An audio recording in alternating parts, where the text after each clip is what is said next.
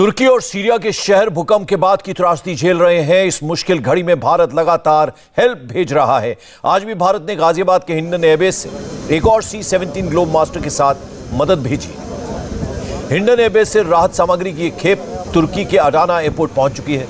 India TV के defence editor Manish Prasad इस वक्त तुर्की में हैं, अडाना एयरपोर्ट पर मौजूद हैं।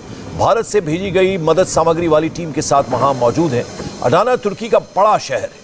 भूकंप से अडाना शहर में भयंकर तबाही हुई है। बड़ी बड़ी इमारतें ढह गई हैं। हजारों लोग मलबे में दबे थे और इस वक्त भी वहां रेस्क्यू ऑपरेशन चल रहा है। मनीष प्रसाद हमारे सहयोगी, हमारे डिफेंस एडिटर इस वक्त मौजूद है अडाना एयरपोर्ट पे। मनीष, क्या कुछ देख पा रहे हैं आप इस वक्त?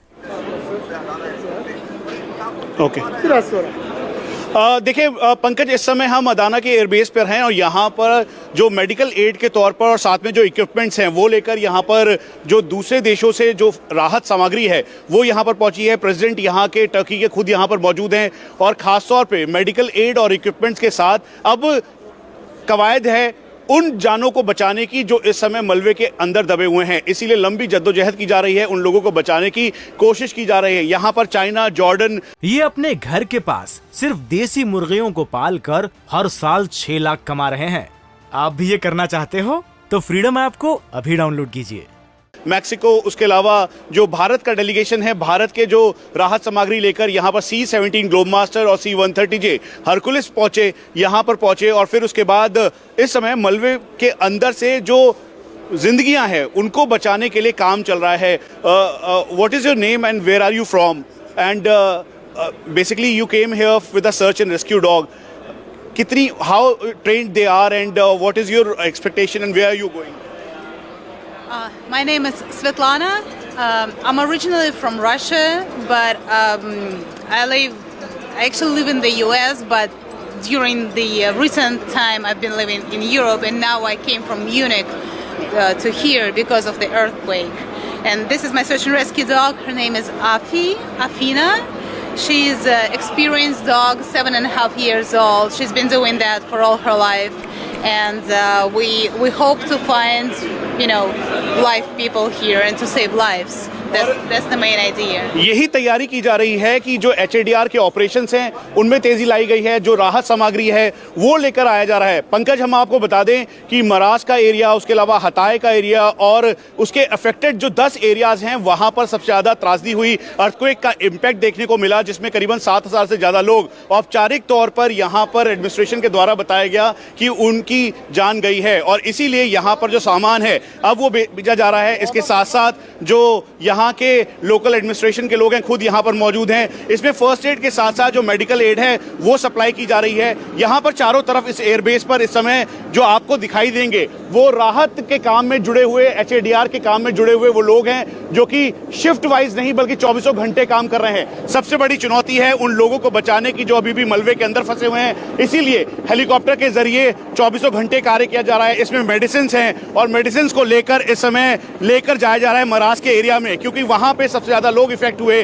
और कुल मिला के करीबन 10,000 से ज्यादा वो लोग हैं जो पूरी तरीके से जिनके घर क्षतिग्रस्त हुए हैं और उसके अलावा कई सारे करीबन लाखों की संख्या में वो लोग भी हैं। औपचारिक तौर पर टर्की एडमिनिस्ट्रेशन के द्वारा हमें बताया गया कि वो बेघर हो चुके हैं, इसीलिए उनके लिए रिलीफ कैंप तैयार किया गया है और ये आपको एयरबेस की आपको तस्वीर दिखाई दे रही है। और उसके अलावा जो अभी भी जो राहत सामग्री है वो भेजा जा रहा है। खाने के पैकेट्स बनाए गए हैं, पैकेट्स के द्वारा इनको जो लोग वहां पर रिलीफ कैंप के अंदर हैं उनको भेजा जा रहा है। तो ये इस समय अडाना के उस एयरबेस की तस्वीर है जो कि पूरी तरीके से एक्टिव है। हम आपको ये भी बता दें कि जैसे ही यहाँ पर अर्थक्वेक आया था 6 तारीख को, उसके तुरंत बाद ही इस पूरे जो एयरपोर्ट और साथ में एयरबेस है उसको रोक दिया गया था क्योंकि यहाँ पे भी डैमेज हुआ था। उसके वजह से रिपेयर किया गया और इसी को बेस एयरबेस मानकर अब यहाँ से एक्टिवली सभी जगहों पर जो इफेक्टेड एरियाज हैं उन सभी एरियाज में राहत सामग्री भेजी जा रही है। मनीष जरा ये बताएं, क्या मौसम की वजह से दिक्कतें हो रही हैं? क्योंकि यूएन का ये कहना है कि भारी बर्फबारी हो रही है, बारिश हो रही है, ऐसे में रेस्क्यू ऑपरेशन में थोड़ी दिक्कत हो रही है। पंकज, सबसे बड़ी चुनौती इसी बात की है कि तापमान यहाँ पर जो -10 के लगभग है और खासतौर पे जो इफेक्टेड एरियाज हैं वहाँ पे तापमान और ज्यादा बढ़ रहा है जिसकी वजह से यहाँ पे स्नो हो रही है, बर्फबारी हो रही है। और ये अपने घर के पास सिर्फ देसी मुर्गियों को पाल कर हर साल 6 लाख कमा रहे हैं। आप भी ये करना चाहते हो तो फ्रीडम ऐप को अभी डाउनलोड कीजिए। काम जो राहत कार्य चल रहा है, खासतौर पे डेब्री से जो लोग हैं, जिंदगियां अभी भी फंसी हुई हैं, उनको निकालने का जो जद्दोजहद और काम चल रहा है उसमें काफी चुनौती है। इसीलिए जो एनडीआरएफ के सीनियर ऑफिशियल्स हैं उनसे हमारी बात हुई, उसके अलावा इंडियन आर्मी के पैरा स्पेशल फोर्सेस के जो ऑफिसर्स हैं उनसे बात हुई, इसके अलावा यूएन के जो डेलीगेशन यहाँ पर पूरा मॉनिटर कर रहा है, उन्होंने इस बात को कहा कि हमारे लिए चुनौती मौसम है, क्योंकि यहाँ पर बारिश, उसके अलावा स्नोफॉल हो रहा है, टेम्परेचर काफी डिप है, जिसकी वजह से इक्विपमेंट्स और साथ में वहां तक पहुंचना एक बड़ी चुनौती है। बीच में जो हाईवेज हैं उनके जो एरियाज हैं उसमें भी डैमेज है, और यही वजह है कि यहां पर एयरपोर्ट पर हर कोई इंतजार कर रहा है कि जैसे ही यहां पर जैसा ही थोड़ा सा विंडो दिखाई दे उसके तुरंत बाद ही उन सभी सामान को लेकर वो राहत के कार्य में जाएं। जो यहां पर जो रेस्क्यूअर्स हैं, जो एक्सपर्ट की टीम आई है, जो इस समय हमने आपको ठीक बाहर से दिखाया, जो एयरबेस के अंदर जो एयरक्राफ्ट हैं, हेलीकॉप्टर्स हैं, उन सभी को स्टैंड बाय पे रखा गया है ताकि रात का समय हो या दिन का समय हो, जैसे ही मौका मिले उन सभी को राहत के कार्य में भेजा जा सके। चलिए मनीष, सबसे बड़ी चुनौती भी इस समय की है। चलिए मनीष, आप और जहान दोनों अपना ख्याल रखें। बहुत बहुत शुक्रिया इस अपडेट के लिए, और जैसे ही आपके पास अपडेट आएगी